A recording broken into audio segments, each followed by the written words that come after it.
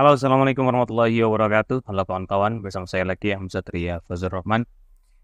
Oke, pada video kali ini tentu saya masih merasa kecewa dengan hasil tadi malam. Bukan kecewa pada para pemain ya, tapi kecewa pada perangkat pertandingan yang merampok poin dari Indonesia. Tapi berkeluh kesah terus, kemudian menyalahkan pihak lain terus, itu tidak akan memperbaiki keadaan kita.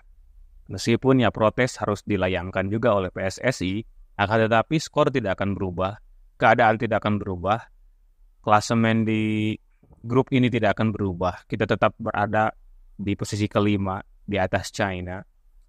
Dan maka dari itu apa yang harus kita lakukan adalah fokus ke depan, lupakan apa yang sudah terjadi, biarlah ini urusan PSSI, urusan Pak Erick Thohir, lobby-lobby beliau, itu untuk mengurusi wasit tersebut yang telah betul-betul merampok harkat dan martabat negeri kita dan juga menginjak harga diri kita, pride kita sebagai bangsa Indonesia.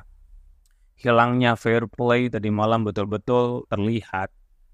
Biarlah Pak Erick Thohir dan kawan-kawan dan juga jajarannya yang melakukan itu. Tugas kita sekarang adalah fokus ke depan, doakan dan juga dukung tim nasional kita agar mampu menang atas China di kandang China. Karena ini adalah pertandingan yang tidak kalah pentingnya.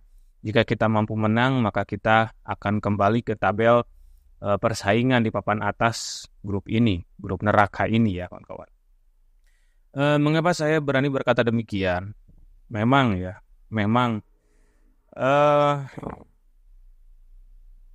karena ini kita sudah pengalaman sekali kawan-kawan. Ini sudah keberapa kalinya kita dirugikan oleh perangkat pertandingan dalam hal ini wasit.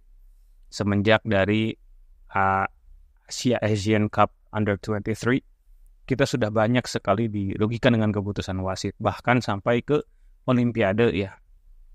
Maksud saya sampai ke babak playoff Olimpiade. Itu juga kita ya dalam tanda kutip dirugikan oleh keputusan wasit. Nah kalau ini ya rugi banget kita ya kawan-kawan. Tapi ada satu ungkapan yang saya respect dan bikin saya kagum. Ungkapan ini keluar dari seorang kapten tim nasional Indonesia, Jay Izzes.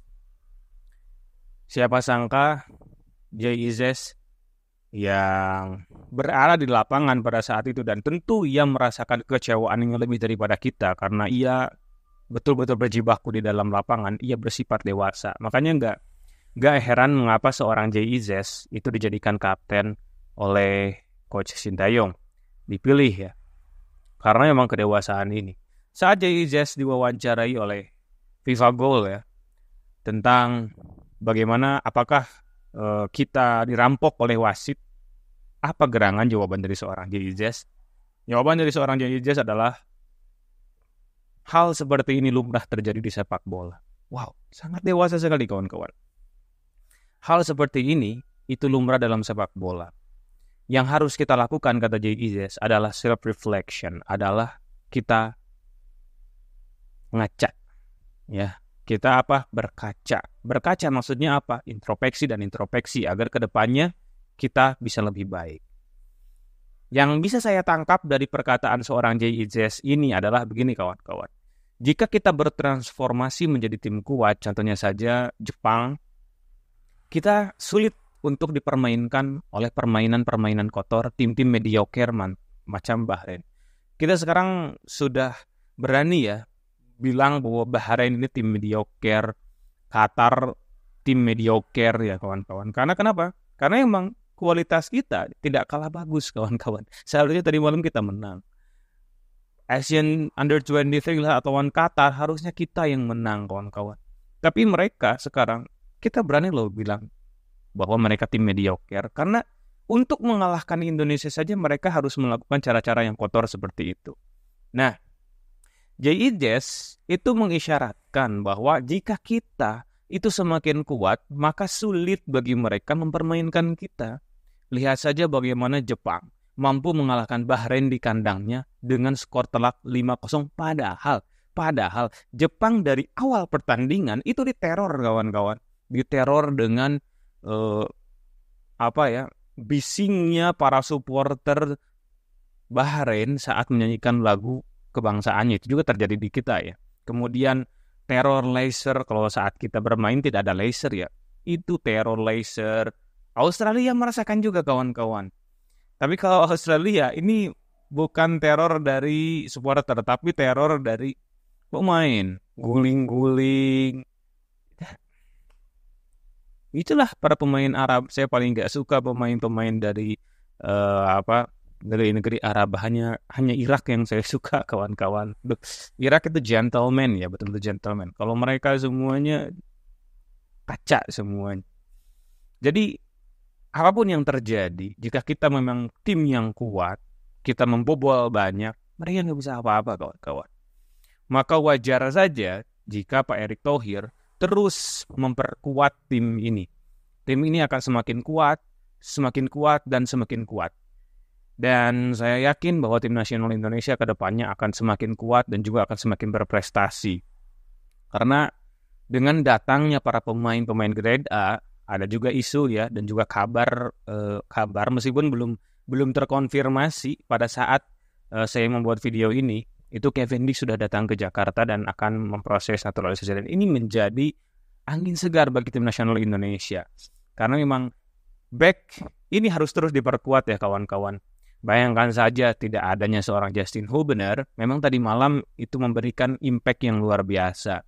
Untuk Jordi Amat sendiri, ya jujur saja ya, ketika kita menonton Jordi Amat, saya pribadi menonton Jordi Amat itu di awal-awal babak pertama, ketar-ketir kawan-kawan. Apalagi ada satu kesalahan yang dilakukan oleh Jordi Amat saat ia membuang bola, tapi malah didapatkan oleh para pemain Bahrain, sehingga itu menjadi kesempatan untuk pemain Bahrain. Untungnya, serangan dari Bahrain itu tidak berbuah menjadi gol. Kalau berbuah menjadi gol, maka ini adalah blunder untuk kesekian kalinya dari seorang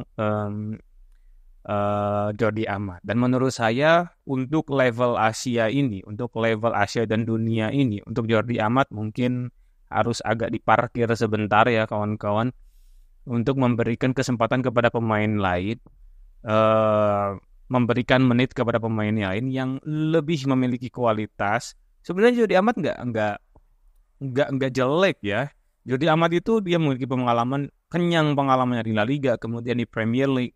Akan tetapi mungkin faktor usia dan juga faktor stamina dan juga faktor, ya banyak faktor lah kawan-kawan, penurunan performa karena ia tidak bermain di liga yang kompetitif di Eropa. Maka dari itu ya, untuk Jordi Amat, mari kita agak parkir sedikit nih, Coach Sintayong, untuk memberikan kesempatan kepada Rizky Ridho. Terbuktikan saat Rizky Ridho masuk, Rizky Ridho itu lebih mantap, lebih bagus. Dan kedepannya saat melawan Cina, lagi-lagi kita mendapatkan pelatih dari Arab ya kawan-kawan, tepatnya dari Uni Emirat Arab. Sebenarnya pemilihan wasit untuk laga Indonesia melawan Cina itu tepat.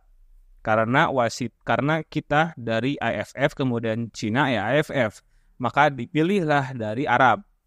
Tapi kalau saat melawan saat melawan Bahrain, itu kan kenapa perangkat pertandingannya yang sedaerah sama mereka, harusnya kan China, dari Cina, dari Jepang atau dari Uzbekistan, Turkmenistan ya, Kyrgyzstan, kenapa harus dari Arab? Kan banyak pilihan yang lain. Nah, kawan-kawan, itu perasaan kita pada yang kita rasakan ya pada saat Indonesia melawan Bahrain. Mari kita lupakan sejenak hasil buruk ini dan untuk apa? Dan merefleksi diri kita memang sulit untuk melawan wasit. Maka dari itu dan perangkat pertandingan, maka dari itu solusi satu-satunya adalah kita harus semakin kuat. The stronger we are, maka mereka akan sulit untuk ngakal-ngakalin kita. Akan sulit untuk drama-drama. Apalagi kalau kita sudah ngebobol 4 gol gitu di awal. Pasti mereka terus akan mengejar dan bermain terbuka. 5 gol tambah 6 gol, 7 gol. Saya yakin tim nasional Indonesia akan semakin kuat waktu demi waktu.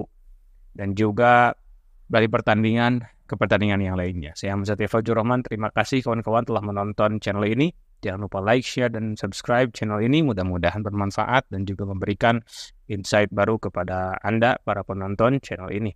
Kembali saya ucapkan terima kasih. Assalamualaikum warahmatullahi wabarakatuh.